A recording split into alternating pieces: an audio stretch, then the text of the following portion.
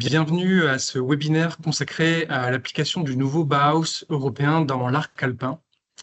Ce webinaire fait directement suite à la rencontre régionale sur l'application du nouveau Bauhaus européen qui a été organisée le 23 janvier dernier à Lyon dans le cadre du projet Interreg Espace Alpin BAHALPS que je vous présenterai dans quelques minutes. Je suis Sébastien Béclin, responsable de projet au sein du CIRID, Centre international de ressources et d'innovation pour le développement durable, une association loi 1901 reconnue d'intérêt général, créée en 2005 et basée à Saint-Étienne, qui œuvre au quotidien pour la promotion et la diffusion de nouveaux modèles de coopération au sein des territoires. Nous sommes ensemble pour 1h15, 1h30, suivant vos questions que vous pouvez d'ailleurs poser à tout moment dans le chat. Pour adresser ce sujet du nouveau Bauhaus européen, heureusement pour moi aujourd'hui, je ne suis pas seul, je suis même plutôt bien entouré, notamment par Clémentine Coulard, consultante chez Dowell Innovation, qui nous présentera les ressources sur le nouveau Bauhaus européen qui sont disponibles à l'heure actuelle aux acteurs du bâtiment. Donc, bonjour Clémentine. Bonjour. Je suis également entouré de Christophe Safi, qui est directeur de la mission La Duchère à la métropole du Grand Lyon, qui lui nous parlera de l'évolution du quartier de la Duchère, donc un quartier lyonnais, depuis près de 20 ans maintenant, et suivant les valeurs du nouveau Bauhaus européen. Bonjour Christophe. Bonjour. Et enfin, Madeleine Chauvard, donc, qui est point de contact national du nouveau Bauhaus européen en France et qui est également chargée de mission économie de l'architecture au sein du ministère de la Culture et qui nous présentera finalement dans l'éventail des financements européens sur le nouveau Bauhaus européen qui va être accessible pour tous les acteurs du bâtiment, que ce soit les associations, les collectivités ou encore les entreprises, et ce, dans quelques mois à partir de 2025. Bonjour Madeleine. Merci beaucoup, bonjour à toutes et tous. Je vous propose que sans plus attendre, nous rentrions dans le vif du sujet avec notre premier intervenant qui n'est autre que moi-même. Je vais vous présenter effectivement le projet Interreg Espace Alpin BAHALPS, qui est la contraction de Bauhaus et de Alps, et qui traite justement du sujet de la circularité du secteur du bâtiment dans l'arc alpin. Avant de rentrer dans le vif du sujet de ce projet et de vous parler des missions, de l'objectif de ce projet Interreg Espace Alpin, je voulais vous rappeler quelques éléments de contexte afin de comprendre la raison de l'existence de ce projet. Comme chacun de vous le sait maintenant, l'Union européenne, et je pense qu'on peut s'en vanter, possède un patrimoine architectural particulièrement riche, beau et varié. Nombreuses, en effet, sont les capitales et les villes européennes, que ce soit en France, en Italie, en Autriche, en Grèce, en Hongrie ou ailleurs en Europe, qui rivalisent de splendeur sur le point de vue architectural de par leurs bâtiments. Néanmoins, ce patrimoine européen, aussi magnifique soit-il, recèle également de certaines faiblesses majeures. La première, c'est que c'est un parc qui est vieillissant. 35% des bâtiments de l'Union européenne ont en effet plus de 50 ans à l'heure actuelle. Et c'est un parc qui est également inadapté au réchauffement climatique et à une utilisation efficace de l'énergie. On estime qu'à l'échelle européenne, 75% du parc immobilier est actuellement inefficace sur le plan énergétique. Donc un parc immobilier architectural magnifique, mais vieillissant et inadapté au réchauffement climatique. Sachant que plus de 85% de l'ensemble des bâtiments actuels de l'Union européenne seront probablement encore utilisés en 2050, cela pose évidemment la question du bien-être des populations face au réchauffement climatique. Les bâtiments, comme chacun sait, en tant que lieu de vie, doivent en effet être conçus pour protéger les populations, que ce soit face aux vagues de chaleur extrêmes ou face aux vagues de froid extrêmes, dont on a maintenant malheureusement l'habitude dans nos latitudes de rencontrer et qui entraînent toutes deux une surconsommation importante énergétique. Si on veut vraiment parler chiffres, à l'heure actuelle, on estime que l'utilisation des bâtiments en Union européenne représente 40% de la consommation énergétique totale de l'Union, 50% de la consommation de gaz et 35% des émissions de gaz à effet de serre. De plus, l'inefficacité énergétique, la précarité énergétique et le mauvais état des bâtiments est également un vecteur d'inégalité sociale, car cela touche bien souvent et bien malheureusement certains groupes de personnes ou certaines communautés de personnes davantage que d'autres. Qui plus est, l'efficacité énergétique, l'adaptation au changement climatique et l'inégalité sociale ne sont qu'une partie du problème européen. En effet, la construction et la rénovation nécessitent également des ressources importantes, tandis que la démolition ou la rénovation va générer des déchets encore peu valorisés à l'heure actuelle. Pour donner quelques chiffres, le logement, par exemple, représente 52% de l'empreinte matérielle de l'Union européenne, ce qui en fait d'ailleurs le secteur qui a le plus fort impact environnemental. Un tiers de la consommation des matériaux de l'Union européenne est consacrée à la construction. Et on estime que 20 à 25% des émissions carbonées du cycle de vie du parc immobilier actuel de l'Union européenne est intégré aux matériaux de construction. Donc on le voit très clairement, on a un patrimoine architectural magnifique, seulement vieillissant, inadapté d'un point de vue énergétique, qui est extrêmement qui génère énormément de ressources et énormément de déchets, ce qui pose bien évidemment un problème et qui se confronte face à l'objectif ambitieux de l'Union européenne dans le cadre du Pacte vert européen. En fait, dans le cadre de ce Pacte vert européen, l'objectif de la Commission est de réduire de 55% les émissions de gaz à effet de serre d'ici à 2030, donc concrètement demain. Et pour tenir ces objectifs dans le secteur du bâtiment, les nouveaux bâtiments doivent être neutres en carbone, mais plus encore, les bâtiments existants doivent être modernisés de manière à être adaptés au changement climatique. Et pour y parvenir, le secteur du bâtiment doit réellement accélérer le rythme de la rénovation des bâtiments, qui est à l'heure actuelle de 1%, et pour le doubler, ce taux de rénovation, à la fois sur les bâtiments de type résidentiel et les bâtiments de type non résidentiel. Pour ça, l'Europe et la Commission européenne se sont entourées d'un cadre réglementaire à travers la directive sur l'efficacité énergétique, la directive sur la performance énergétique, avec leur refonte de 2021, et qui établissent des cadres clairs pour parvenir aux objectifs du Pacte vert européen. La Commission européenne, quant à elle, à travers notamment sa présidente Ursula von der Leyen, s'efforce de promouvoir l'adaptation au changement climatique dans les normes de construction et bientôt, on l'espère, dans les normes de rénovation également.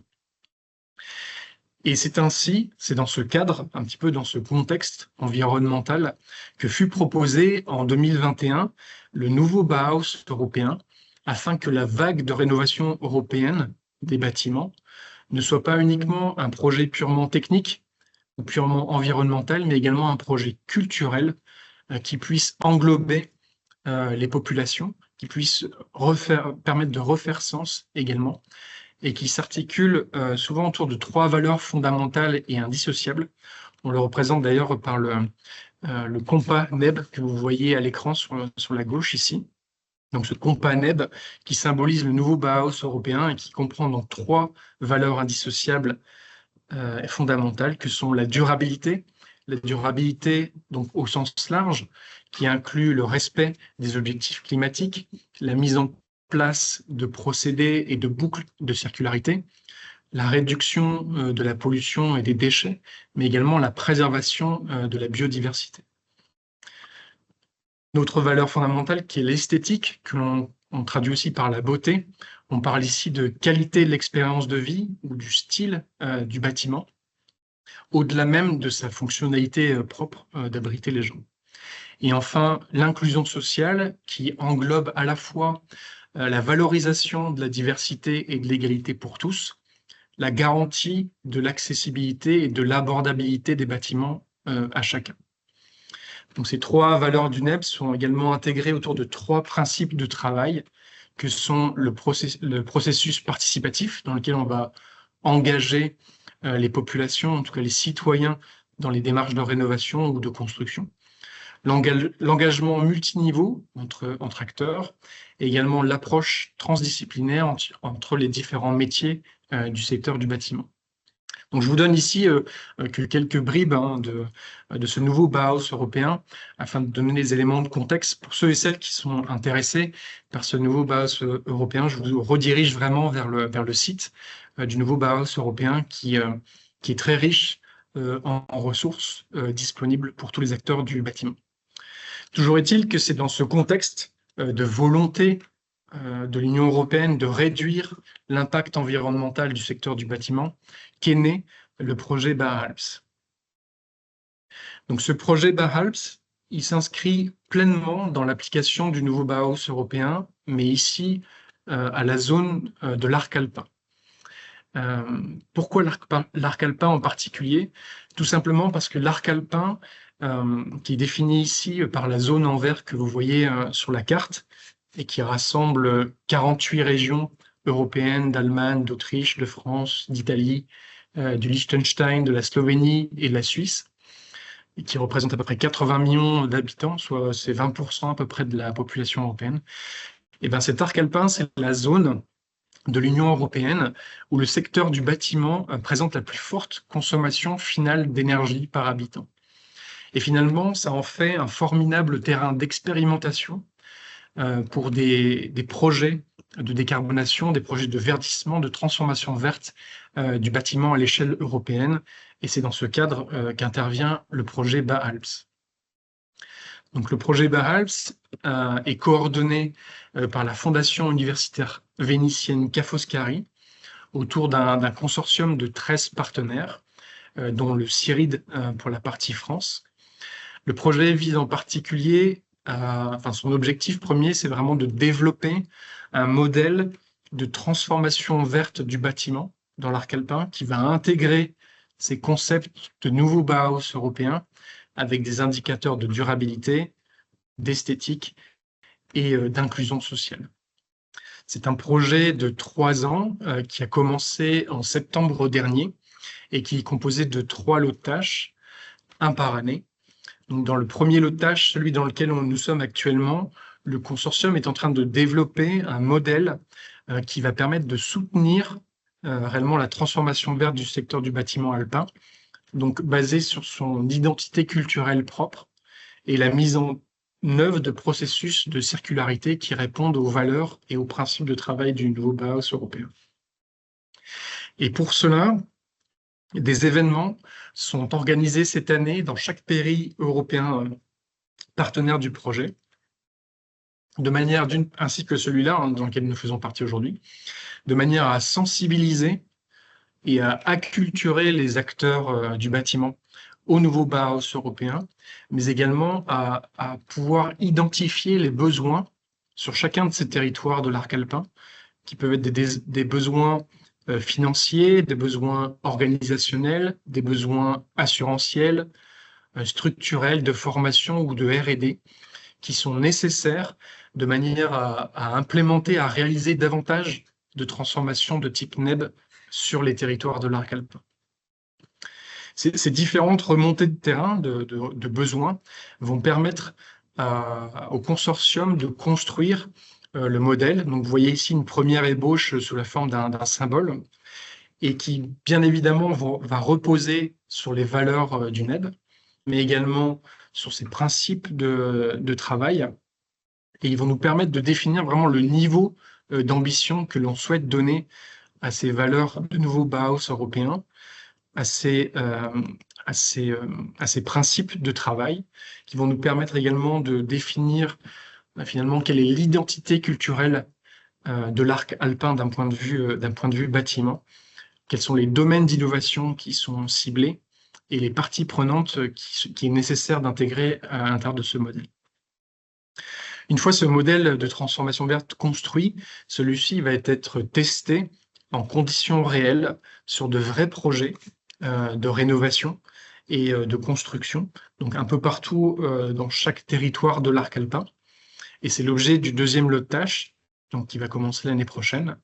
Donc le modèle va vraiment être testé sur chaque territoire de l'arc alpin, que ce soit en France, en Italie, en Slovénie, en Autriche, en Allemagne, sur des projets de rénovation de logements, comme ce sera le cas en France et en Autriche, ou alors des projets de rénovation de bâtiments tertiaires, comme ce sera le cas en Slovénie ou en Italie, sur des projets à l'échelle d'un bâtiment seul, ou alors d'un écoquartier complet. Le but ici de tous ces tests, ça va être d'adresser le maximum de situations différentes possibles, de manière à s'assurer de la plus grande universalité du modèle et de pouvoir pour nous de l'affiner et qu'il soit vraiment applicable sur chacun des territoires, sur chacun des projets de rénovation futurs sur lesquels il puisse être appliqué.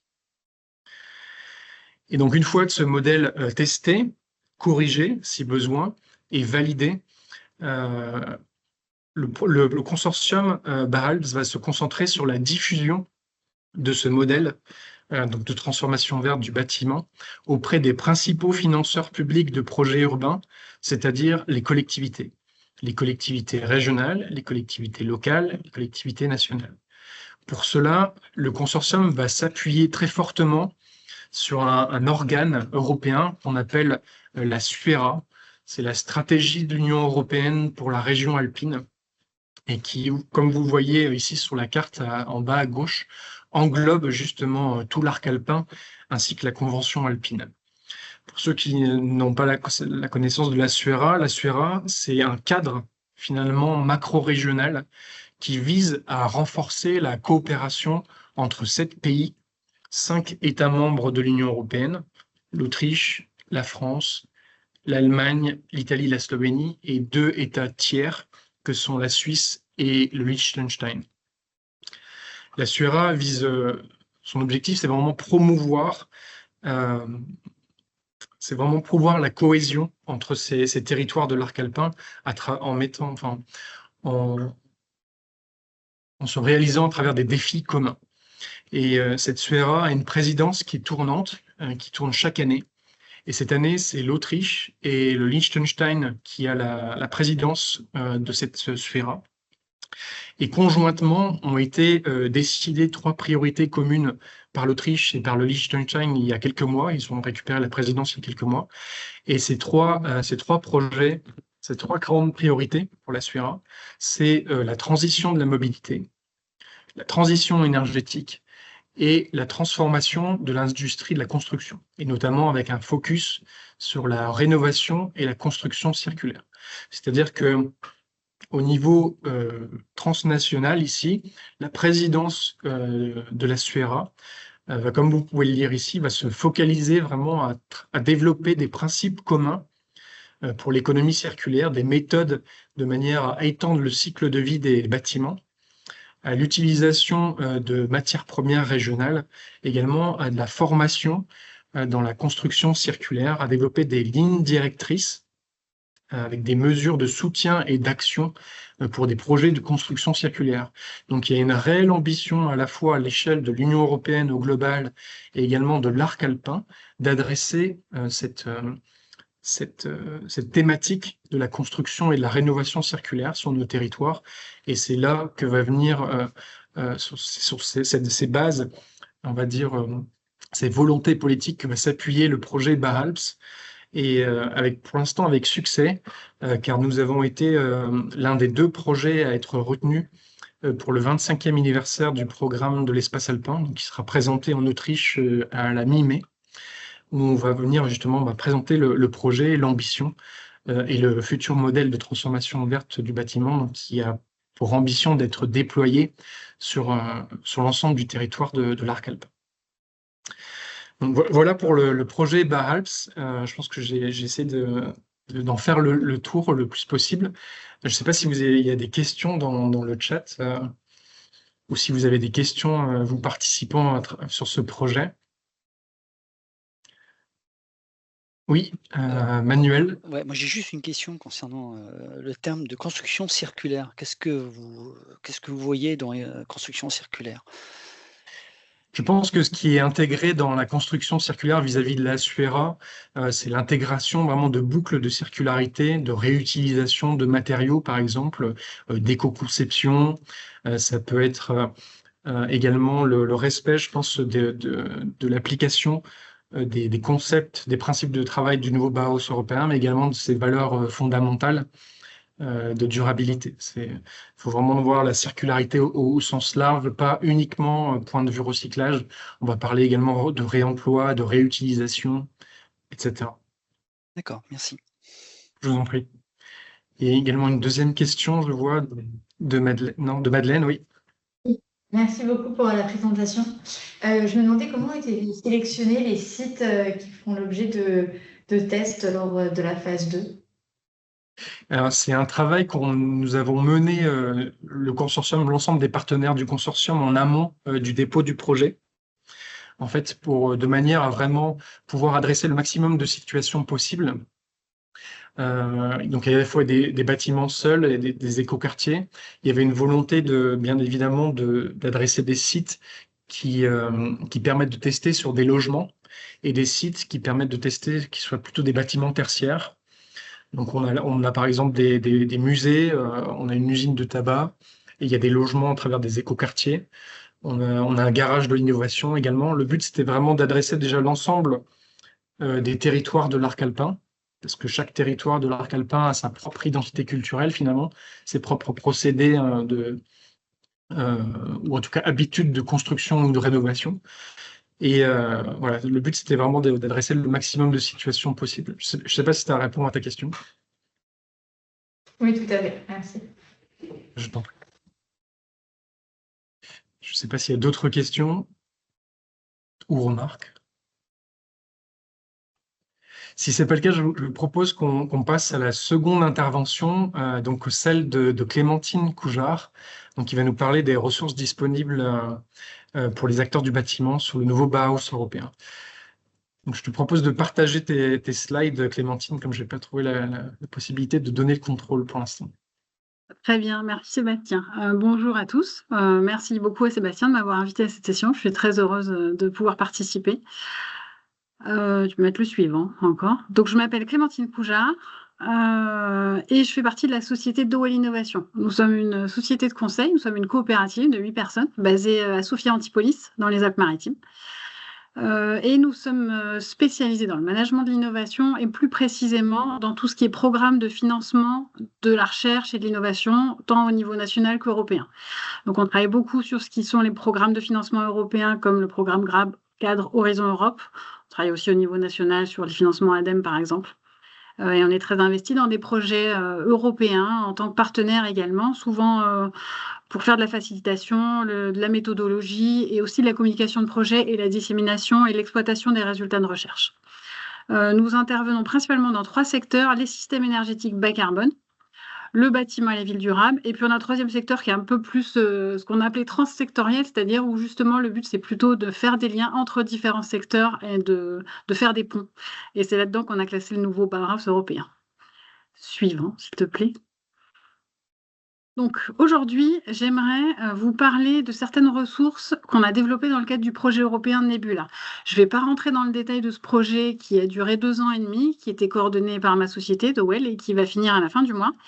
Mais on a développé certaines ressources qui pourraient vous être utiles sur le Bauhaus. Alors, je vais dire NEB, pour nouveau New European Bauhaus, pour pas trop me répéter, je dirais NEB.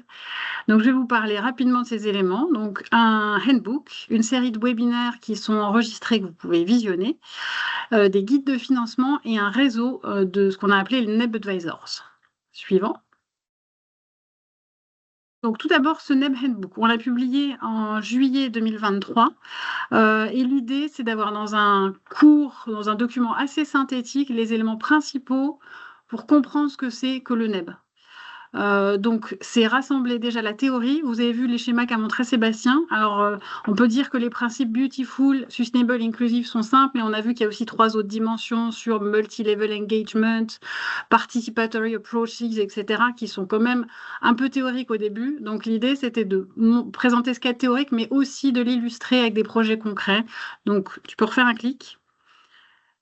Voilà, donc la deuxième partie du guide, elle comprend aussi toute une série d'exemples où on voit comment sont mis en œuvre justement ces principes du NEB, soit sur le design de bâtiments nouveaux, soit sur de la rénovation, soit sur de la réhabilitation au niveau de quartier. Donc on a essayé de prendre des exemples extrêmement variés.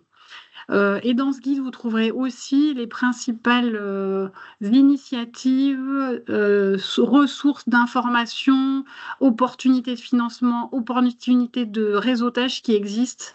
Et vous pouvez le télécharger en ligne. De toute façon, je mettrai le site web, je vous mettrai l'adresse dans le chat à la fin de ma présentation du site web où vous pouvez trouver toutes ces ressources. Suivant. Alors, j'en profite pour mentionner un autre document qu'on a sorti dans le cadre du projet qui peut vous intéresser. En fait, c'est une synthèse des innovations qui sont sorties d'une série de projets de recherche collaboratifs financés par l'Europe en rapport avec la construction. Et on a essayé de faire une présentation de ces innovations sous ces 3 éléments du NEB, donc Beautiful, Sustainable, Inclusive. Suivant. Alors, la deuxième série de ressources que je voulais vous mentionner, c'est une série de webinaires qu'on a organisée l'année dernière. Il y a eu 5 épisodes. Ils sont donc tous disponibles en ligne. Le premier épisode, donc à chaque fois, on a essayé de mobiliser des gens qui étaient vraiment impliqués sur des projets du NEB ou qui avaient des connaissances particulières ou qui pouvaient apporter des témoignages particuliers. Le premier, il est vraiment plutôt sur le processus de co-design et de consultation quand on monte un projet de rénovation et de réhabilitation au niveau d'un quartier. Donc, c'est plutôt tout ce qui est urban planners, on va dire. Le deuxième, c'était un focus, c'était des entretiens avec des gens qui ont gagné les NEB Prizes, qui étaient les prix pour récompenser justement des projets de construction qui étaient emblématiques du NEB, tel que la commission voulait le promouvoir. Le troisième épisode, c'était sur des startups. Donc, l'idée, c'était de dire, elles sont très belles ces valeurs du NEB, mais comment on combine ça avec une approche qui soit économiquement faisable. Le quatrième épisode est vraiment focalisé sur la rénovation. Et là, c'est une série de projets européens qui développent des solutions de rénovation. Donc, c'est des projets qui ont souvent une approche plutôt techno-push, développement de solutions techniques. Et la question, c'était de voir avec eux comment ils intègrent les valeurs d'inclusivité et d'esthétique et de qualité dans leur réflexion. Et le dernier épisode est plus focalisé sur l'intégration des principes du Bauhaus dans la recherche et dans les programmes d'éducation. Donc, j'aimerais vous parler en particulier de 2 épisodes. L'épisode 2, tu peux refaire un clic.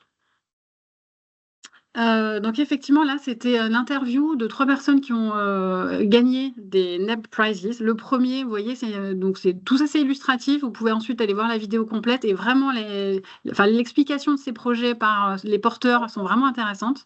Donc le premier, vous voyez que c'est à Barcelone et c'est la rénovation d'un toit de bâtiment transformé en jardin qui, du coup, alors sur ces photos, il n'y a pas de gens, mais une chose qui est vraiment chouette, c'est que ça a recréé un lieu de vie communautaire qui n'existait pas et que les résidents se sont appropriés. Reclique. Alors, l'exemple suivant, là, on n'est pas sur de l'architecture, mais on est sur du processus industriel. Et donc, c'était la présentation d'un projet de préfabriqués en terre cuite, qui sont complètement recyclables, du coup, et qui ont des esthétiques très intéressantes. Et le troisième, reclique, avait une approche un peu plus sociale et c'était l'idée du invisible care. Donc là, c'était repenser un quartier et la construction de résidences pour seniors et l'intégration d'unités de soins de façon vraiment intégrée dans la vie résidentielle du quartier. Donc comment créer plus de liens, repenser cette structure et les infrastructures qui vont avec. Ça, c'est pour l'épisode sur les NEB Prizes. Le suivant, c'était sur des startups. Donc, c'est cette idée de petits porteurs de projets qui ont réussi à monter des startups alors qu'ils étaient hyper alignés avec ces 3 principes. Le premier, c'était un projet qui s'appelle geodesic.life sur des maisons géodes. Donc, on voit toutes les générations, plusieurs générations de prototypes qui ont été créés avec des intérêts en termes de réduction de l'enveloppe extérieure, l'utilisation de chambres pour l'isolation et de laminer. Ça, c'est le premier exemple. Le deuxième, reclique. Là, on était plutôt sur des tuiles pour fabriquer des cloisons ou des murs et qui permettent de créer de la végétalisation, soit des plantes, mais aussi de la faune, que ce soit des insectes ou des oiseaux avec tout type avec différentes formes. Ça peut être pour du neuf, ça peut être pour de la rénovation, pour de l'extérieur, pour du semi-intérieur. Et ça, c'est en plein développement. Et le troisième exemple, alors là, c'était plutôt sur un exemple de plateforme en ligne qui visait à voir comment faire de la réutilisation et permettre de faire des inventaires, des répertoires de matériel pour de la réutilisation et de faire aussi la traçabilité de ce matériel dans le temps. Donc ça, c'est aussi une société qui est en développement. Donc ces 3 startups, elles ont en fait été soutenues par un programme vraiment très intéressant qui s'appelle the EIT Community European Bauhaus Journey. Le nom est un peu long et compliqué. C'est géré par des KIC qui sont des entités européennes un peu complexes aussi, mais je vais passer là-dessus. Ce qu'il faut retenir, c'est que ce programme est intéressant parce qu'il fait vraiment de l'accompagnement de projets très locaux qui sont alignés avec les valeurs du NEB. Et ce qu'on voit, c'est que ça aide certes des startups, c'est ce qui s'appelle Catalyze NEB, qu'on voit plutôt en haut à gauche en vert, mais en fait, ça accompagne aussi des projets de communautés qui sont purement sociaux et qui n'ont pas d'ambition économique. Et l'accompagnement, elle se fait sous 2 sortes. Il y a du financement et il y a du coaching. Et sur le coaching, à chaque fois, il y a une dimension, quand ça s'applique, économique, donc du coaching business, on va dire, et un aspect qui est coaching vraiment NEB, c'est-à-dire l'alignement avec les 3 valeurs. Je peux faire un clic de plus. Donc ça, c'était d'autres exemples qui ont été financés par ce programme. Alors là, c'est un exemple à Séville. En fait, à Séville, vous savez, il y a des orangers partout. Et en fait, les oranges ne sont pas utilisées. Il y a une perte monumentale. Il y a des déchets d'oranges phénoménaux. Donc, il y a un projet qui a été monté pour réutiliser les déchets d'oranges et faire un matériau innovant. Donc ça, c'est un exemple de projet. C'est encore une start-up. Suivant. Un autre exemple ici, on est plutôt sur un modèle un peu de ce qu'on est comme une ressourcerie, on dirait. Suivant, donc ça c'est à Ljubljana, c'est ça en Slovénie. Puis après il y a encore un exemple, je crois, qui est en Espagne, qui était intéressant aussi, où là c'était un projet qui à la base était centré sur promouvoir la mobilité des personnes âgées. Et donc pour ça, c'est créer des lieux de transition où ils peuvent s'asseoir, se poser, discuter et puis repartir, se promener, etc. Et ces lieux ont été conçus aussi avec des étudiants et dans une réflexion de circularité et de proximité avec la nature. Toute une série d'exemples. Donc, c'est vraiment un programme qui est assez fascinant parce qu'ils soutiennent une série de projets extrêmement variés qui sont très, très NEB dans l'esprit. Et puis, alors, on change de sujet. Dans le cadre du projet Nebula, on a aussi mis en place un réseau de ce qu'on a appelé NEB Advisors. Donc aujourd'hui, il y en a 21 à travers toute l'Europe. C'est essentiellement, les membres de ce réseau sont essentiellement des gens qui travaillent pour des clusters de la construction, donc des clusters locaux à travers l'Europe, mais pas que. On a aussi un réseau de municipalités, on a une fondation. En fait, on est ouvert à toute personne qui est intéressée de rentrer dans ce réseau. Le but étant de partager de la connaissance, de l'information et d'essayer de créer des opportunités de collaboration entre les membres. Donc il y a une promotion en ligne, on se fait des réunions trimestrielles et quand on y arrive, on essaye de se rencontrer dans des événements qui existent quand c'est possible, mais souvent au niveau budget, c'est compliqué. Donc si ça vous intéresse, n'hésitez pas à me contacter, ce réseau est très ouvert. Suivant.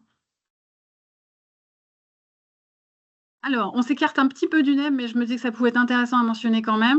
Dans le cadre du projet Nebula, on a aussi développé une série de ressources pour aider au financement de l'innovation dans les écosystèmes de la construction. Donc, vous trouverez sur le site web, par exemple, des cartographies, des financements européens ou des financements privés en fonction de la maturité du projet. Donc là, on voit un petit bout de cartographie, des instruments de financement européens. Il y a des petites descriptions assez courtes qui peuvent dire quand est-ce que, suivant le niveau de maturité de votre projet, quel type de financement vous pourriez aller regarder, etc. Clic. Il y a aussi un guide sur comment rédiger une bonne proposition de projet pour répondre à un appel projet européen. Donc là, on voit par exemple la section Excellence qui est vraiment la présentation. Donc il y a toute une série de guides et de tips pour aider à la rédaction à bien structurer un projet tel que attendu par la Commission. Encore un clic. Et il y a aussi toute une veille qui est faite sur les appels à projets européens qui sont en rapport de près ou de loin avec le bâtiment sur la plateforme MetaBuilding. Je ne vais pas le détailler ici, vous pouvez regarder si vous cherchez MetaBuilding, vous trouverez. C'est aussi une plateforme qui permet de mettre en réseau tous les acteurs de l'innovation dans le bâtiment au niveau européen, où il y a beaucoup d'informations et beaucoup d'acteurs qui sont présents. Suivant. Et pour compléter dans cette toolbox, on a aussi une série d'interviews, de petites vidéos courtes. Donc, il y en a une avec un venture capitaliste, il y en a avec un business angel, et il y a aussi l'interview de Natalia qu'on voit en bas, qui est justement celle qui était responsable de ce programme EIT NEB Journey que je vous ai présenté un peu plus tôt. Suivant. Voilà, si vous voulez plus d'informations, donc je vous ai dit, ce que je vous ai présenté a essentiellement été développé dans le cadre du projet Nebula qui se termine. Maintenant, on a une espèce de projet suite qui s'appelle Star Track. Sur le LinkedIn, ce qui est intéressant, c'est qu'on essaie de reposter pas mal d'informations et quand il y a des choses qui concernent le NEB, on les poste. Et je voulais mentionner aussi, pour finir, une autre initiative qui est intéressante à suivre, c'est le New European Bauhaus Academy. Donc, c'est un projet aussi qui s'est monté. L'idée, c'est de mettre en place une infrastructure, un réseau européen de ressources éducatives et de formation par rapport au nouveau Bauhaus européen. Et d'ouvrir un appel à projet ou à contribution pour participer à des hubs. Donc, si vous avez de la ressource, si vous êtes intéressé de rejoindre ces hubs, ça peut être intéressant de regarder cet appel à projet. Et je crois que c'est mon dernier slide. Voilà, j'espère que c'était pas trop rapide ou trop chargé. Est-ce que vous avez des questions?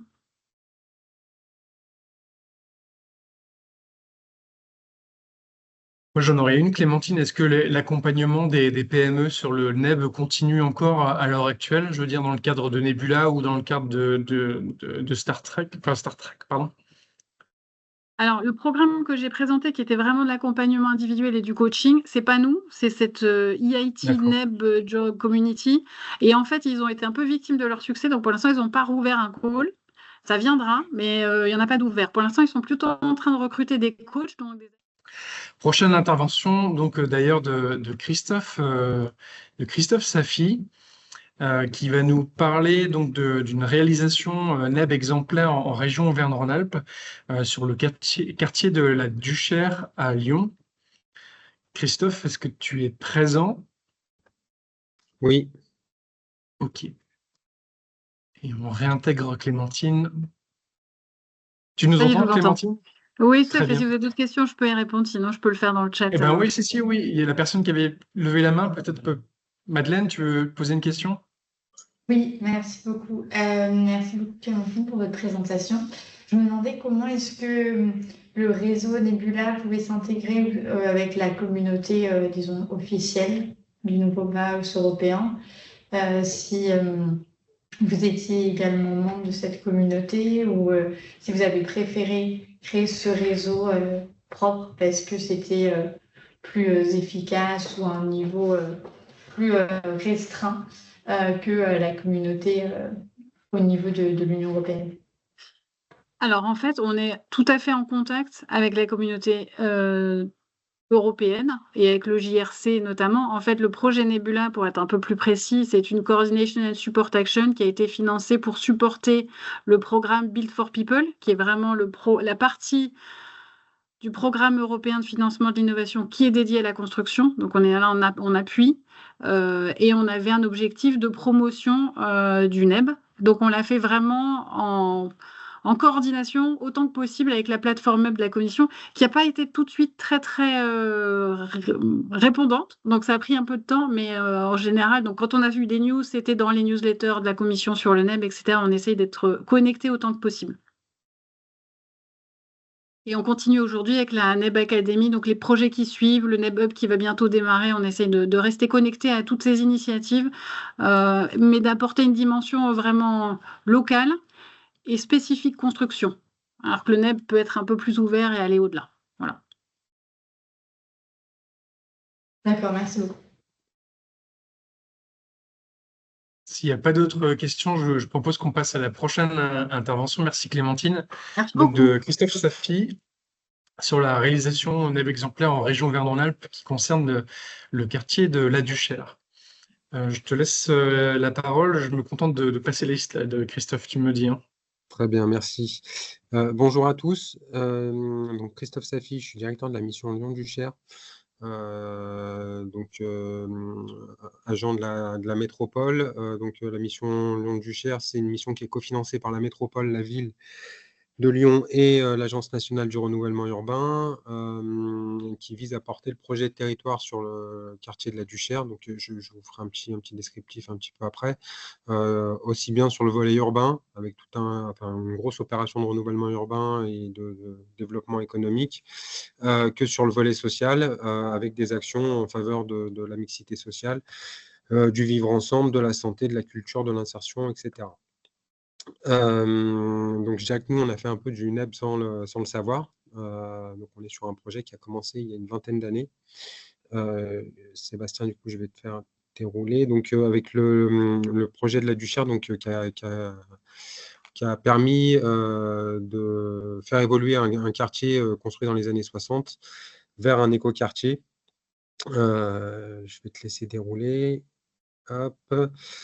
Donc la Duchère, c'est un quartier, comme je vous le disais, qui a été construit dans les années 60, à l'extrémité ouest de la ville de Lyon. Quartier qui compte 5300 logements à sa construction et 80% de logements sociaux.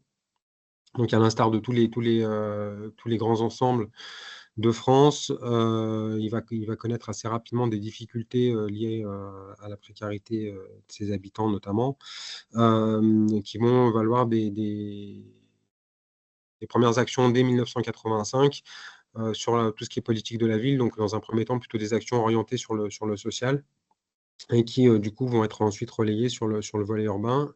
La suite. Donc le projet urbain, ça va conduire à une transformation assez massive du quartier. Donc là, il y a un petit montage photo là, qui vous permet de voir un peu l'évolution du quartier. Donc depuis sa construction dans les années 60 jusqu'à son état avant le lancement du grand projet, donc avec 5300 logements, donc principalement sous forme de bars et de tours.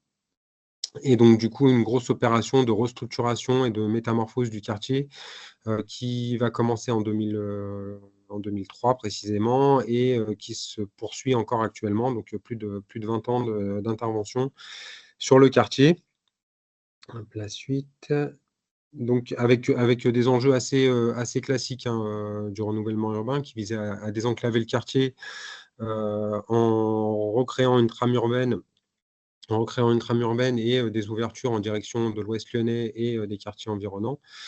Une autre ambition qui était de diversifier l'offre de logement, puisque du coup, je le disais, 80% de logements sociaux, donc avec une mixité sociale qui était assez réduite, avec aussi toute une intervention sur la requalification des logements. L'objectif est qu'à échéance 2030, la Duchère, l'ensemble des logements ait pu être requalifiés depuis moins de 20 ans. Donc, une grosse volonté de restructurer le quartier autour de principes assez simples, hein, recréer une trame urbaine orthogonale avec, à l'intersection de deux axes, un espace de centralité, et donc arriver à s'appuyer sur toutes les richesses environnementales qui existaient sur le quartier, notamment parce qu'on a des balmes plantés d'arbres relativement remarquables qui existent autour du quartier, et l'idée a été de s'appuyer sur cette qualité paysagère pour réaménager le quartier. Donc, vous avez par la suite, sur les diapos qui suivent, donc des vues un petit peu, alors, ça c'était des images des montages qui avaient été faits à l'époque, pour monter un petit peu la transformation du quartier. La transformation du quartier, elle a été permise notamment par la démolition de 1700 logements et la reconstruction de 1800, un petit peu moins de 1900 logements. Sur la photo d'après, on voit aussi là une vue depuis l'ouest qui montre un petit peu la manière dont le quartier a pu évoluer, et notamment en matière de construction urbaine et d'organisation, la différence de structuration. Alors, donc concrètement, la rénovation du quartier donc, débute en 2003. Donc au départ avec des ambitions assez modestes, hein, puisque du coup on était sur un quartier où le marché immobilier était plutôt inexistant. Donc des ambitions de qualité environnementale, mais relativement modeste. Et en 2010, la Duchère va être lauréate du prix Urbanisme durable et rénovation urbaine, qui va permettre de bénéficier d'une enveloppe supplémentaire pour le projet, qui va être injectée dans de l'ingénierie, avec notamment le financement d'une AMO sur tout ce qui est environnemental. Et donc, du coup, le bureau d'études Tribu va être retenu et va passer au crible le projet pour voir quel levier on pouvait activer pour le faire monter en gamme au niveau environnemental. Parallèlement, il y a toute une grosse opération de concertation qui va être menée auprès des habitants, qui va notamment conduire à un petit peu plus de 1000 entretiens qui vont être menés avec les habitants, et qui vont, cette phase de concertation va notamment mettre en avant la volonté des habitants de s'investir de manière un petit peu plus forte sur toutes les questions environnementales. Donc, ce qui va conduire les élus de l'époque à revoir le projet dans son ensemble pour pouvoir s'inscrire dans la labellisation écoquartier. Et donc, le projet va être retenu en 2013 pour une labellisation écoquartier. Alors, à l'époque, c'était étape 3, écoquartier livré, qui va du coup, on va dire, mettre en avant tout ce qui était développé à la Duchère, donc aussi bien sur le volet environnemental, mais également sur tout le volet social. C'était un petit peu ce qui était ressorti du jury qui avait alloué la labellisation. C'est que du coup, on n'était pas sur un projet qui était uniquement focalisé sur le volet environnemental, mais il y avait toute une dynamique autour de l'animation sociale, du développement économique, de l'insertion, etc., qui faisait que le quartier sortait un petit peu du lot. Et l'idée du jury avait été plutôt de mettre en avant ces qualités. Donc, le projet va se dérouler et le Graal ultime va être obtenu en 2018 avec la 4e étape du label qui va être obtenue, donc avec un écoquartier confirmé.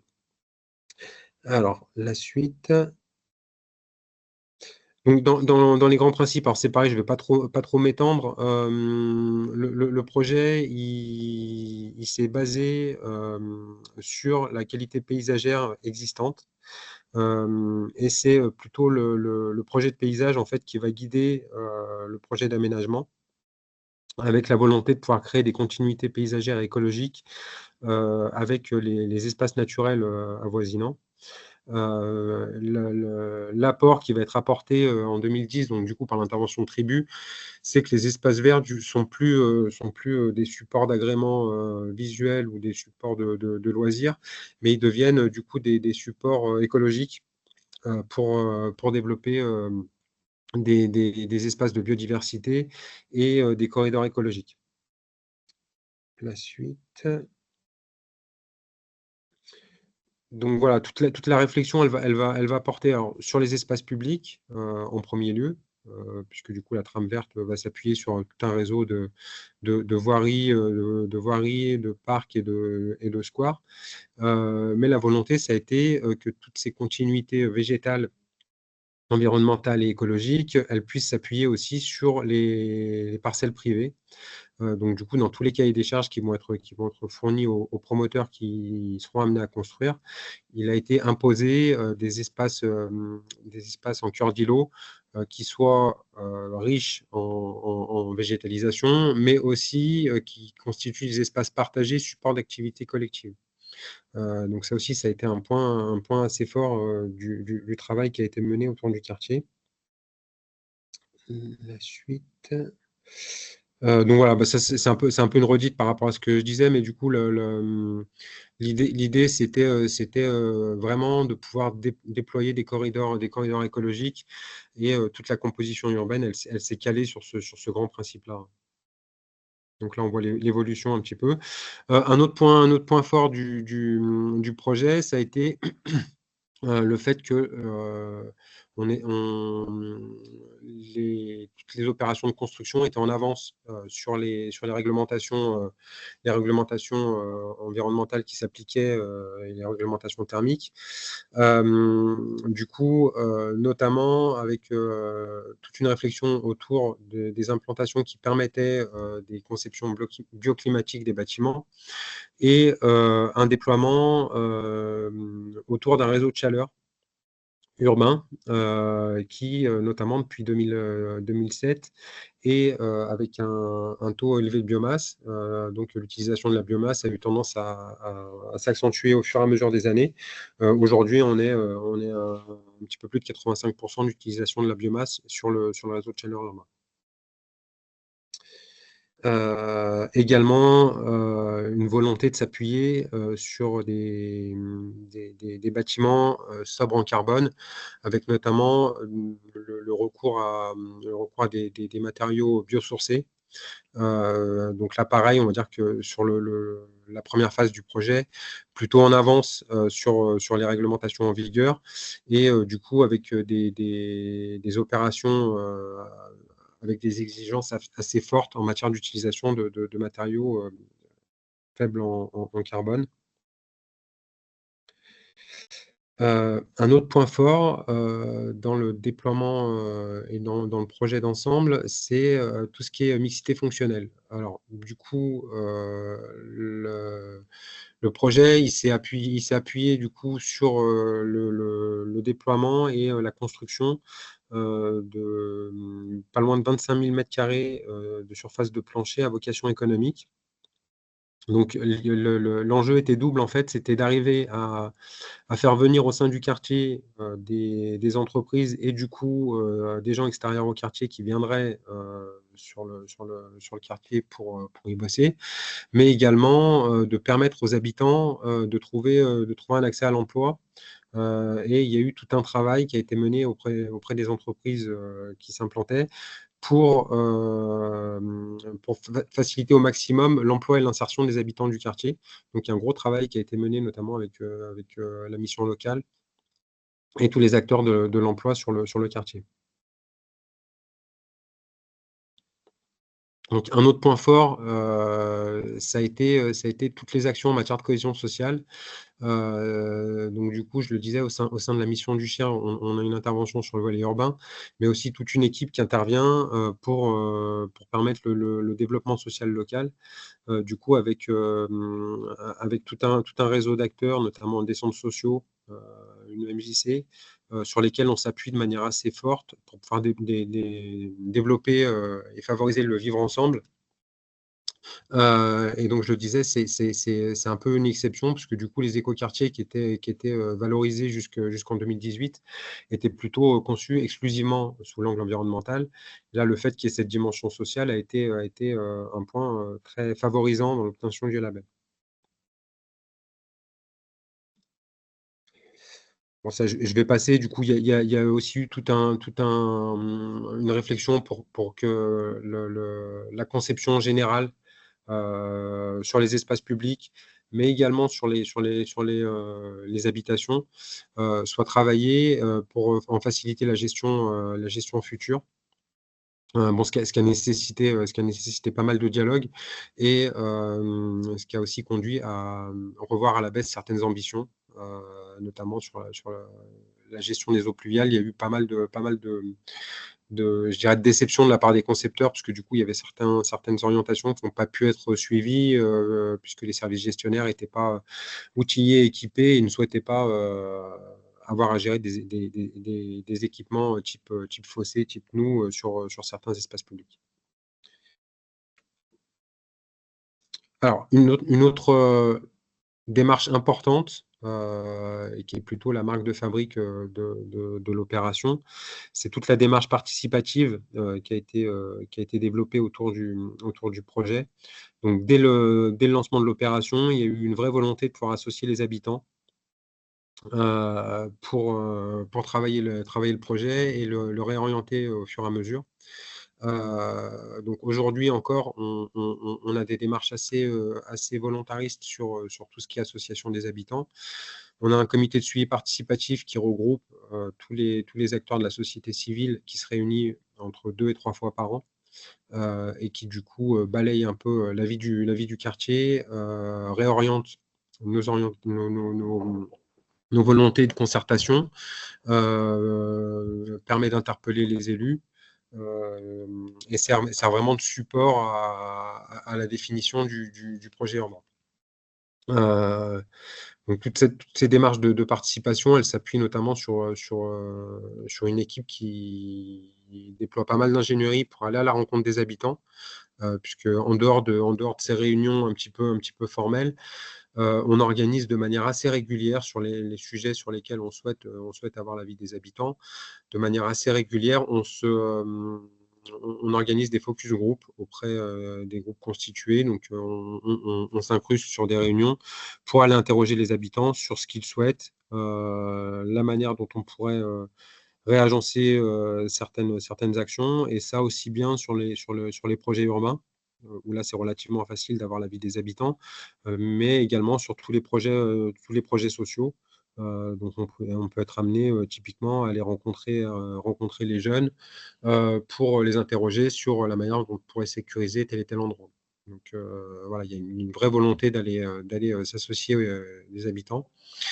Et enfin, un autre point assez marquant du projet, c'est l'évaluation. Donc un des principes qui a été mis en place dès le début des années 2000, ça a été de pouvoir évaluer en continu le projet. Donc ça s'appuie sur plusieurs démarches. Alors, je crois que c'est sur la diapo qui suit qu'il y a les explications. Voilà, donc ça s'appuie sur plusieurs démarches. Donc, d'une part, effectivement, la rencontre des habitants en petit comité, en réunion publique, enfin, sous différentes formes, mais également au travers d'enquêtes écoute habitants qui sont menées de manière annuelle par la ville de Lyon. Et qui, du coup, permettent de prendre le pouls chaque année sur les attentes des habitants, leurs ressentis vis-à-vis du quartier et les sujets sur lesquels ils souhaiteraient qu'on se refocalise. Donc ça, c'est pour nous un outil hyper important puisque du coup, ça nous permet d'avoir un peu une boussole en permanence des sujets sur lesquels il faut qu'on bosse pour répondre au mieux aux attentes. Et également, en parallèle de cette vision habitante, on a tout un travail qui est mené auprès des promoteurs et des concepteurs pour pouvoir évaluer leur projet au travers de grilles d'évaluation qui passent au crible un petit peu les différents sujets. Donc aujourd'hui, donc l'écoquartier sur la première partie du projet est aujourd'hui acquise. On a pour autant encore deux secteurs là sur lesquels on est actuellement en travail, donc le secteur de la sauvegarde et le secteur du château. Donc le secteur de la sauvegarde, qui est celui sur lequel on est le plus avancé et sur lequel je vais vous dire quelques mots, donc sur lequel on souhaite développer une cité paysagère et fertile. Donc le concept a été défini par le Conseil citoyen. Donc ça aussi, c'est plutôt assez intéressant, c'est que c'est notre Conseil citoyen qui a pris parti d'aller visiter des quartiers à Lyon et dans les environs pour essayer de voir qu'est-ce qui pourrait se déployer à la sauvegarde et qui pourrait répondre au mieux aux besoins et aux attentes des habitants. Donc, ils sont partis effectivement sur un cité-jardin qu'on a rebaptisé Cité paysagère et fertile pour se différencier un petit peu d'un autre quartier de Lyon. Hop, la suite. Donc voilà, alors sur la cité paysagère à la sauvegarde, l'idée c'est encore une fois de déployer un maximum la végétalisation au sein du quartier, d'avoir une intervention forte sur la mobilité et notamment favoriser les mobilités douces au maximum. Avoir une réflexion sur tous les usages sur les espaces publics et surtout une grosse intervention sur tout ce qui est confort, en particulier confort dans les logements. Un des points forts qui a été déployé sur la première tranche et qui va se poursuivre sur les tranches actuelles, c'est l'idée d'avoir la conception bioclimatique des bâtiments et des orientations qui permettent notamment au solstice d'hiver à chaque logement de bénéficier de 2 heures d'ensoleillement. Donc, qui effectivement permet de garantir un confort assez intéressant. Et enfin, un travail sur les ressources, puisque notamment, il y a un niveau de réemploi qui est imposé pour chaque construction. Et la volonté aussi sur les espaces publics d'avoir des démarches vertueuses avec plusieurs innovations, plusieurs tentatives, notamment une fabrique à terre là, qui est en cours d'expérimentation. Bon, voilà, sur la végétalisation, peut-être quelques grands chiffres. C'est sur un secteur de 14 hectares, on va avoir 700 arbres qui vont être plantés en plus de ceux qui existent déjà. 18% de surface ombragée supplémentaire et 13% de sols qui vont être rendus perméables ou semi-perméables à l'issue du projet.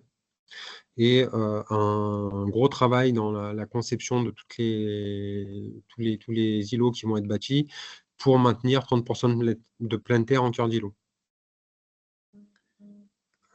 La suite. Donc, de la même manière que sur la première opération, c'est vraiment la végétalisation là, qui va guider le projet. Et on est avec la volonté que que les constructions s'intègrent dans la trame paysagère et pas l'inverse. C'est un peu un changement dans la vision des choses. On a aujourd'hui sur ce secteur-là la chance d'avoir des espaces verts assez qualitatifs. Donc l'idée, ça a été de s'appuyer sur ces espaces verts, de les renforcer, de les mettre en lien, et qu'une fois que ce travail de couture au niveau des espaces verts a pu être fait, de venir créer une trame de construction qui s'intègre au sein de cette trame verte. La suite. Donc voilà, sur les fondamentaux de la conception urbaine, donc on est effectivement donc sur des bâtiments plutôt avec des densités relativement acceptables, des bâtiments relativement bas, une implantation des bâtiments en peigne pour maintenir des continuités végétales et donc du coup des supports de biodiversité et favoriser aussi tout un confort bioclimatique, je le disais tout à l'heure, en matière d'ensoleillement et de ventilation. Voilà, et puis donc du coup sur le stationnement, il est privilégié bien évidemment en sous-sol pour permettre de maintenir au maximum des terrains végétalisés. Sur les constructions, du coup, voilà, on privilégie les logements traversants pour faciliter la ventilation. L'utilisation au maximum de matériaux plus respectueux de l'environnement, donc avec volonté de s'inscrire dans une logique bas carbone au maximum. Des niveaux de réemploi imposés pour toutes les constructions.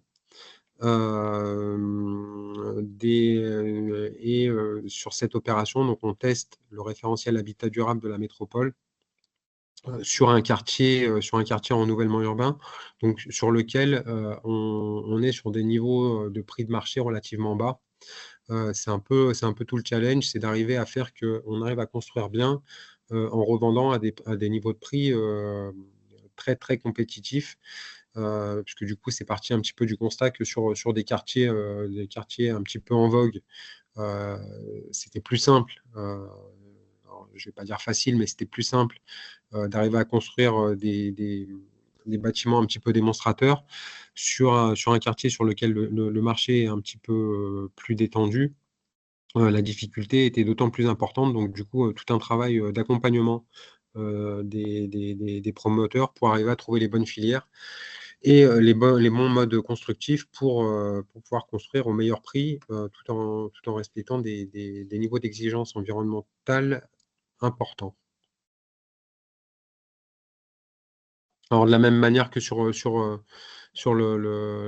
première tranche, hein, l'idée c'est d'avoir des cœurs d'îlots qui soient vivants, support de convivialité, d'intergénérationnalité. Donc du coup, pour chaque opération, on a demandé qu'il y ait un assistant à maîtrise d'usage qui soit mobilisé et qui accompagne pendant 2 années à la réception des bâtiments les habitants pour pouvoir se constituer en collectif et arriver à créer une vie au sein des unités d'habitation. À ça, on vient compléter avec tout un travail sur les espaces publics, avec notamment la mise en place d'espaces de jardins partagés qui ont plutôt bien fonctionné sur la première tranche. Donc là, l'idée, c'est de renforcer au maximum ces jardins partagés sur les espaces publics. Donc, il y a à peu près 5000 m² d'espace qui vont être dédiés à tout ce qui est jardin partagé et espaces comestibles, donc avec notamment de la plantation de vergers en libre accès pour les habitants. Hop, la suite.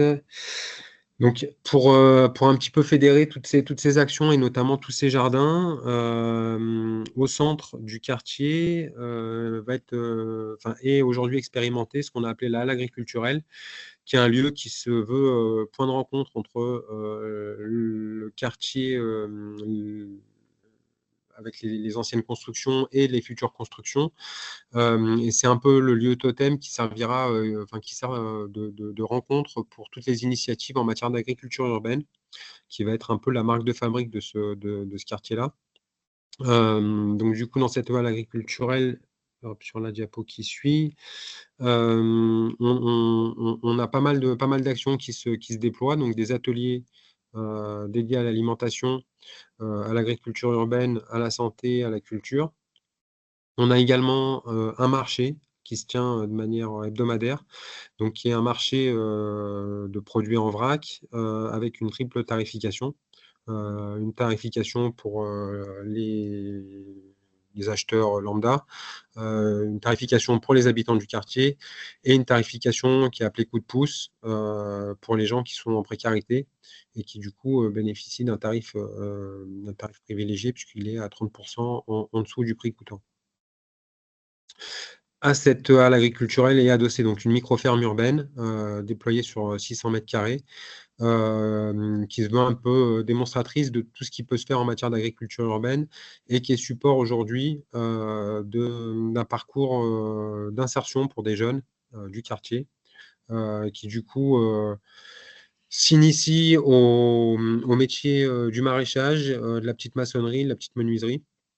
Donc c'est des cohortes de 8 jeunes qui sont intégrés pendant 6 mois et qui du coup sont encadrés par des animateurs et ils apprennent un petit peu différentes facettes des métiers. Donc ça va effectivement du maraîchage en passant par la vente puisqu'ils revendent les fruits et légumes qu'ils produisent sur le marché.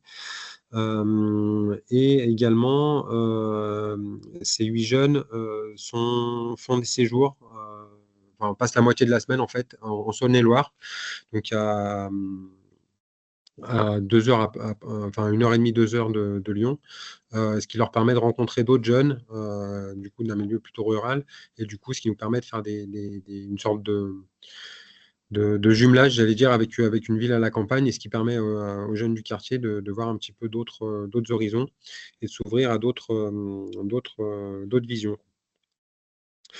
Donc voilà, vraiment un projet qui vise à répondre à des enjeux urbains, mais également avec une forte dominante sociale. C'est un petit peu ce qu'on s'efforce de défendre, c'est qu'on est aujourd'hui sur un projet qui est réellement intégré et qui se veut balayer l'ensemble des facettes, hein, aussi bien le développement urbain avec une forte dimension environnementale, mais également tout ce qui est favoriser le vivre ensemble, la mixité sociale au sein d'un quartier qui aujourd'hui qui subit une précarité assez forte et assez marquée.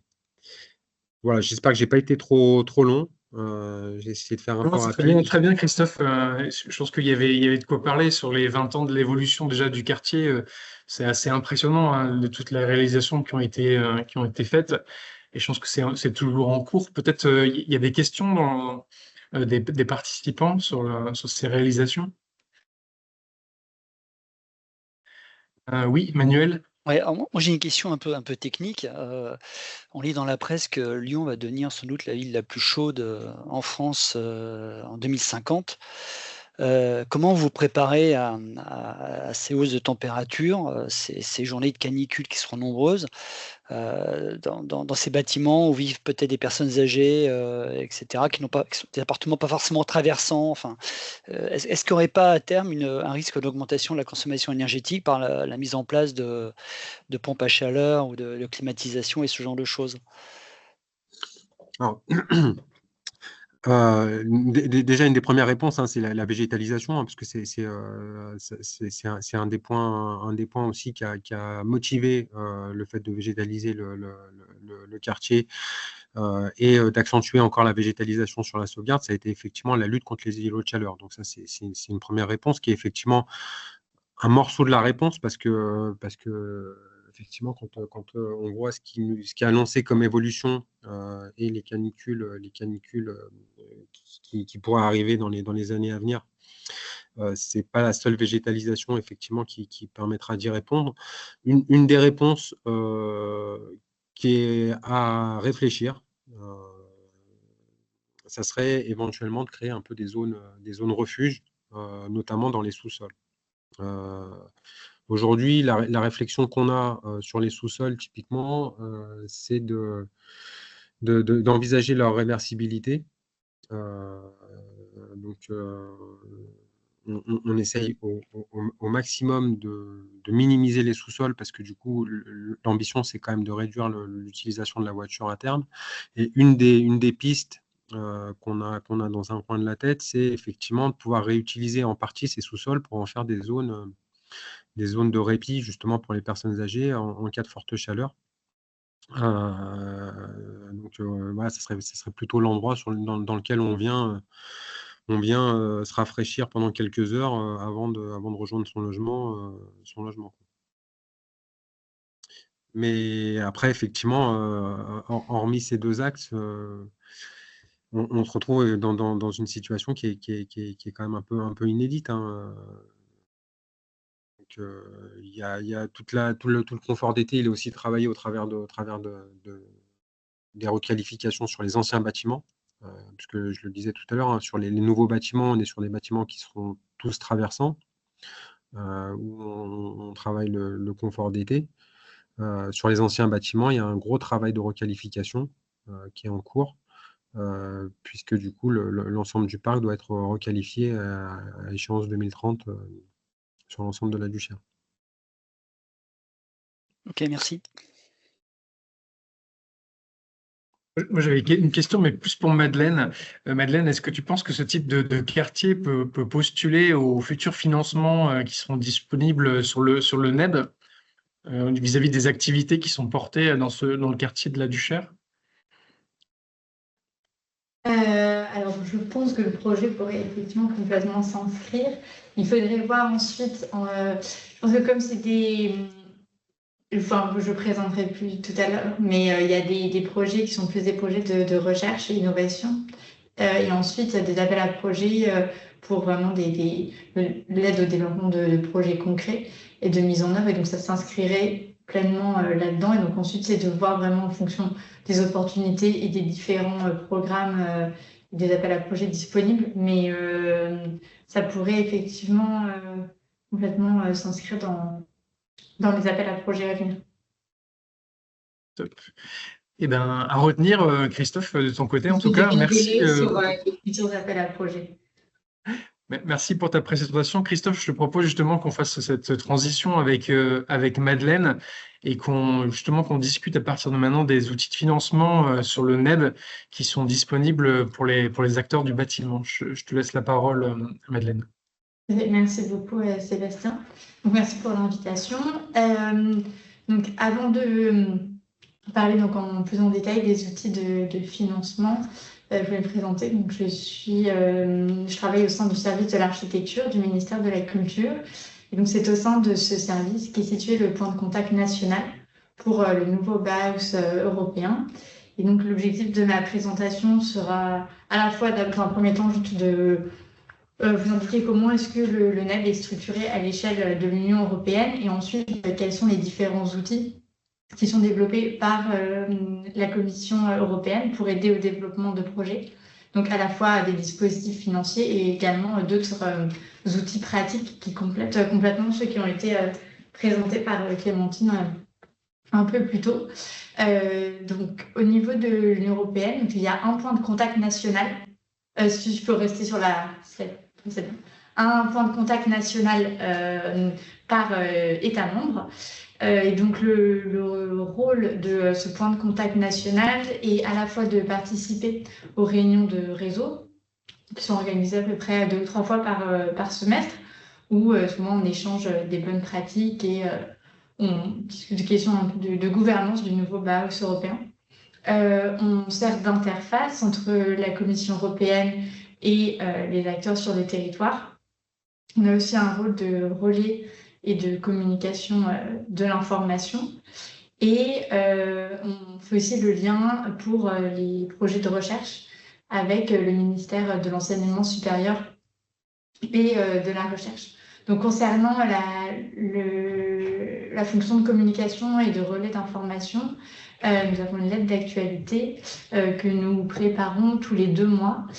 Donc, je mettrai ensuite dans le chat, parce que je me suis rendu compte que j'avais omis de le mettre sur le PowerPoint, l'adresse mail de contact de notre point de contact national. Donc, vous pouvez nous contacter. Donc, on peut ensuite vous ajouter à notre lettre d'actualité. Donc, ensuite, on va passer sur cette slide parce qu'on a tous saisi quelles étaient les valeurs et les principes du nouveau Bauhaus. Donc, je vais me concentrer peut-être quelques mots sur la communauté NEB que j'évoquais un peu plus tôt. Donc, c'est une communauté qui est structurée à l'échelle de l'Union européenne. Donc, on a 1400 membres dans les différents États membres. Et cette communauté est composée à la fois d'associations, d'établissements d'enseignement supérieur et de recherche, d'entreprises et de collectivités locales. Donc, en France, actuellement, il y a 64 membres. Donc, bien évidemment, il y a plein de structures en France qui on développe des projets NEB et comme on l'a vu aujourd'hui, sans être forcément inscrites et répertoriées comme membres de la communauté. Mais donc, j'avais regardé pour la région Auvergne-Rhône-Alpes, pardon. Il y a donc 4 structures, les grands ateliers, le Conseil d'architecture, d'urbanisme et d'environnement et l'Université Lumière Lyon 2. Et donc, vous êtes tous et toutes invités à rejoindre la communauté. Donc, il y a le QR code qui donne accès donc, au site de la Commission européenne qui détaille très bien la procédure pour devenir membre de la communauté. C'est gratuit. Et il faut juste expliquer en quoi est-ce que vos activités et vos projets s'inscrivent dans les valeurs et principes du nouveau Bauhaus européen. Et donc, ce que permet le fait d'être membre de cette communauté, c'est d'avoir accès plus facilement aux informations, aux initiatives, aux appels à projets développés par la Commission européenne, là aussi grâce à une newsletter, et d'être en contact avec les autres membres de la communauté, donc via une plateforme qui va bientôt être restructurée, puisqu'elle n'était effectivement pas forcément très facile d'utilisation, mais ça peut être utile pour la recherche de partenaires pour des projets. Donc, je vous invite, si vous souhaitez, à rejoindre cette communauté NEB. Ensuite, on peut passer à la diapo suivante. Donc, avant de vous parler des appels à projets, donc des dispositifs financiers, je voulais citer quelques autres points. Donc, la Commission européenne a développé des actions de valorisation, donc un prix, et la présentation donc, de Nebula se reposait également sur des projets qui avaient été distingués par ce prix annuel du NEB. Donc là, les candidatures sont finies pour 2025, mais pour suivre les lauréats qui normalement seront annoncés au mois de juillet. Donc j'espère qu'il y aura des lauréats français. Et il y a également un festival qui est organisé tous les 2 ans. Donc il n'y aura pas d'édition en 2025, mais on aura une normalement en 2026. Et là encore, c'est un une opportunité dont vous pouvez vous saisir, puisque le festival est organisé avec disons, session principale à Bruxelles, mais il y a également des événements dits satellites qui peuvent être organisés dans tous les États membres de l'Union européenne, et donc d'avoir une conférence ou un événement spécifique dans un lieu et de l'inscrire comme une déclinaison du festival NEB. Il y a également des laboratoires qui s'appellent NEB Lab et qui visent à développer des projets sur un territoire spécifique et de voir la réplicabilité de ce projet. Et d'ailleurs, à ce titre, comme ça, on a recherche, je voyais qu'il y a 8 NEB Labs actuellement. Et donc, ce sont des laboratoires qui soit sont proposés par la Commission européenne ou alors proposés par des structures qui ont formé, disons, un consortium et qui veulent tester des solutions à une échelle locale. Et il y en a un qui s'appelle NEB of the Mountains et qui rassemble des acteurs de la région du Tyrol et de la ville de Bolzano. Et alors, je pourrais me renseigner. Je ne sais pas à quel point est-ce que leurs activités ont été développées, puisque sur le site du projet, c'était surtout des activités qui remontaient à 2021 et 2022, donc il y a un certain temps. Mais si ça pouvait intéresser le projet Baralps, parce que j'en ai l'idée de réfléchir à des transformations socio-économiques dans un territoire. Et là, en l'occurrence, comme c'était région du Tyrol, je me dis que ça pouvait être intéressant de voir s'il y avait des échanges possibles avec ce laboratoire. Effectivement, c'est une bonne proposition. Tu fais bien de nous en parler. Je pourrais vous envoyer le lien spécifique de ce laboratoire et les contacts des personnes, savoir si c'est toujours un laboratoire qui est actif ou si c'est fini, comme les informations ne sont pas très, très à jour. Ok, merci Madeleine. Ensuite, on peut passer à la slide de la diapo suivante. Donc là, c'était pour présenter des outils pratiques qui ont été donc produits par la Commission européenne. Et donc, j'ai bien suivi la présentation de Clémentine. Ce sont ces outils qui ont aussi été explicités par le projet Nebula et notamment le handbook, parce que donc c'est un ensemble d'outils qui développent les principes et valeurs du NEB en présentant des projets exemplaires et en détaillant ce que l'on entend par le principe de durabilité, de qualité, pour aider à se saisir de ces concepts. Donc, il y a aussi des lignes directrices en matière d'investissement. Et sur la diapo suivante, vous verrez qu'il y a 2 récents outils qui sont cette fois des méthodes d'auto-évaluation pour qu'un porteur de projet puisse analyser et voir comment est-ce que son projet se positionne par rapport au principe du NEB, avec une grille de lecture et de notes qui est possible de donner pour voir un peu pour chaque principe et ses déclinaisons, où est-ce que se situe le projet. Et il y aura également une plateforme qui devrait rentrer rapidement en service pour faire cette évaluation directement en ligne.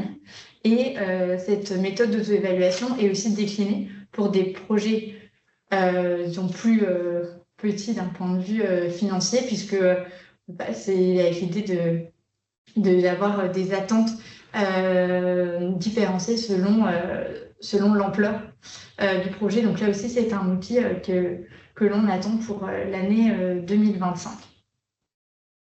Alors pour la suite, maintenant je vais vous donner des informations, cette fois donc, sur les dispositifs de financement qui sont attendus donc, pour 2025, 2026 et 2027. Donc le QR code donne accès à nouveau au site de la Commission européenne où sont répertoriés tous les appels à projets en cours actuellement. Il n'y en a pas beaucoup qui sont actuellement ouverts puisque beaucoup sont attendus pour le mois de mai, comme je vais vous l'expliquer. Donc ces appels à projets sont structurés dans ce qui a été appelé par la commission la facilité NEB et qui permettait d'avoir une assurance de financement pour 25, 26 et 27. Et il y a donc deux composantes de cette facilité. Tout d'abord, une première dimension recherche et innovation, et ensuite une composante déploiement pour permettre la mise en œuvre de projets. Donc sur la diapo suivante, pour la partie donc recherche et innovation, là ce sont des appels à projets qui sont financés dans le cadre du programme de recherche Horizon Europe. Et ces appels bénéficieront d'un financement de 120 millions d'euros par an. Il y aura donc 11 appels à projets qui devraient être publiés le 6 mai 2025 et les candidatures seront ouvertes jusqu'à la mi-novembre. Ce qui est attendu est à peu près le financement d'un à 3 projets par appel à projet à hauteur de 2 à 8 millions d'euros selon les appels à projets. Donc pour l'instant, je ne peux que vous indiquer les 3 grandes thématiques de ces appels, même si vous voyez que ce sont des thématiques qui restent assez génériques. Mais il faudra attendre le début du mois de mai pour avoir les intitulés, les objectifs, les attendus spécifiques de ces appels. Donc le premier thème est celui de connecter la transformation verte, l'inclusion sociale et la démocratie locale. Le deuxième vise les approches circulaires et régénératives pour l'écosystème de la construction.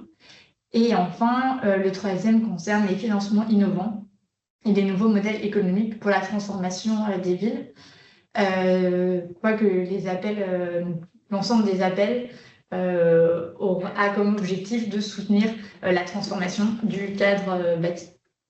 Donc, en parallèle de cette dimension recherche et innovation, il y a une autre dimension qui est la dimension déploiement pour le développement et la mise en œuvre de projets.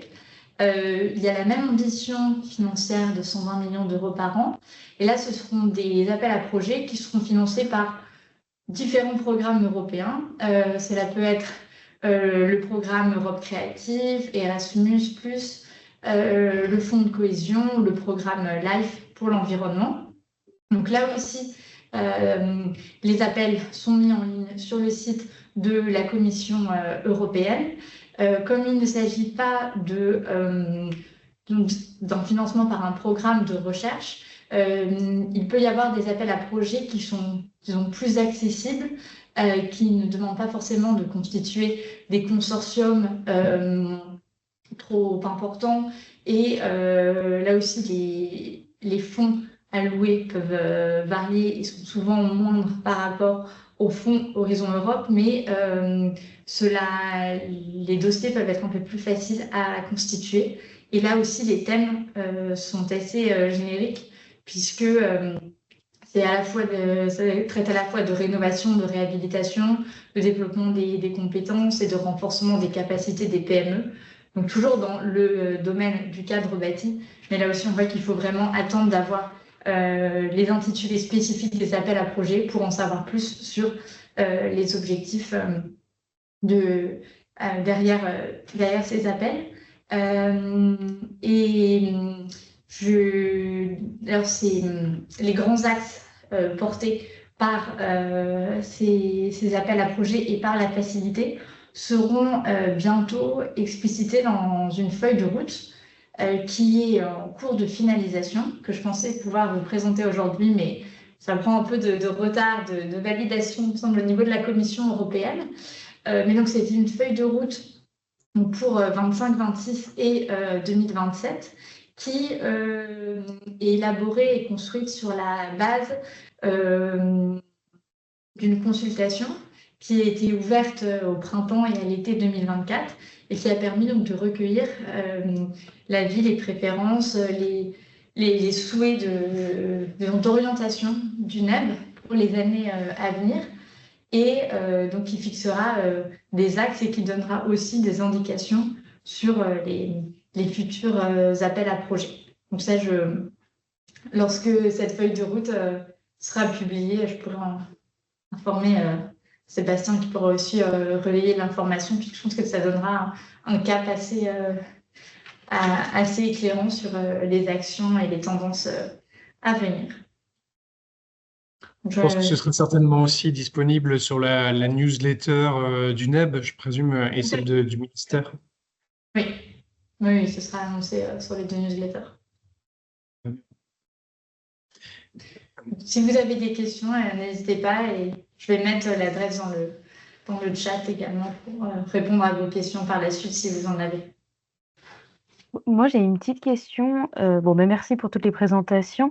J'ai pas bien compris qui c'est qui peut répondre en fait aux appels à projets. Alors ça va dépendre. Par exemple, pour les programmes, les appels à projets Horizon Europe, souvent il faut qu'il y ait au moins un laboratoire de recherche situé dans un établissement d'enseignement supérieur qui soit membre du consortium, mais à ce laboratoire de recherche peuvent se joindre d'autres structures. Et souvent, ce qui est généralement privilégié, c'est des consortiums qui regroupent des compétences variées. Et pour les appels à plus déploiement, là, il est possible pour une association ou pour une structure privée de répondre à ces appels à projets. Les collectivités peuvent également faire partie de ces consortiums, Oui, pas de tout à bêtises. fait. Tout à fait. Je pense que c'est le plus important d'avoir peut-être des consortiums qui intègrent justement une association, un laboratoire, une PME, une collectivité, de manière à avoir justement cette complémentarité dans la proposition. Oui. Oui, puis disons, le consortium regroupe des compétences différentes, plus c'est mis en avant. Est-ce qu'il y a d'autres questions pour Madeleine sur ces aspects financement du nouveau Bauhaus européen sur les 3 prochaines années? En tout cas, je pense que ça constitue une opportunité pour les acteurs du bâtiment à saisir, une opportunité financière, mais une opportunité aussi de reconnaissance finalement du savoir, de l'expertise française et auvergnate-rhône-alpine sur le sujet du bâtiment. Je ne sais pas si tu es d'accord, Madeleine, sur ces sujets. Ah oui, tout à fait. Enfin, on ne peut que encourager c'est de répondre à ces appels à projets, puisque on voit qu'il y a énormément d'initiatives, de projets qui sont développés, ce qui s'inscrivent complètement dans les principes du nouveau Bauhaus européen. Et donc, il faut effectivement pas avoir peur à essayer d'aller chercher les financements parce que cela est possible. Clémentine? Oui, pour compléter là-dessus, des fois, la première fois, participer à un projet européen, des fois la marche est haute, hein, quand on n'a aucune expérience, c'est pas forcément facile. 2 choses là-dessus. Alors dans le cadre justement, de Nebula, mais ça fait partie du programme Build for People. Donc disons que c'est juste le sous-programme de la commission qui est vraiment focalisé sur la construction. Dans les derniers calls, ils ont essayé de mentionner le fait de participer, que la participation de certains clusters était bienvenue. Donc ça veut dire que ça permet à des PME ou à des associations qui font partie de clusters de pouvoir rentrer un peu par la fenêtre, ce qui peut être intéressant. Et d'autre part, je voulais aussi mentionner que certains projets font ce qu'on appelle du cascade funding. Donc en fait, c'est des gros projets européens avec un consortium, etc., qui vont garder une grosse enveloppe pour financer des plus petits projets locaux. Où là, la marche sera beaucoup moins haute, où c'est plus facile de candidater, où c'est des processus plus rapides, et c'est pas le niveau d'exigence des projets européens où la concurrence est quand même assez dure. Donc c'est aussi intéressant de veiller ce type de cascade funding. Alors pour l'instant, je ne suis pas sûre qu'il y ait vraiment un endroit où tout soit répertorié, mais ça pourrait être intéressant de le créer, justement.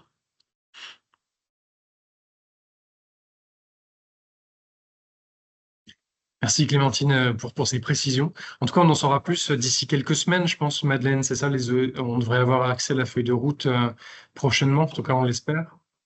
Oui, je pense que là, au mois d'avril, la feuille de route devrait être publiée et ensuite avec les appels à projets Horizon Europe au mois de mai, on aura beaucoup plus d'indications. Super. Eh bien, ne me reste plus qu'à remercier tout le monde, à remercier les intervenants pour la qualité de leur intervention et pour leur disponibilité aussi aujourd'hui.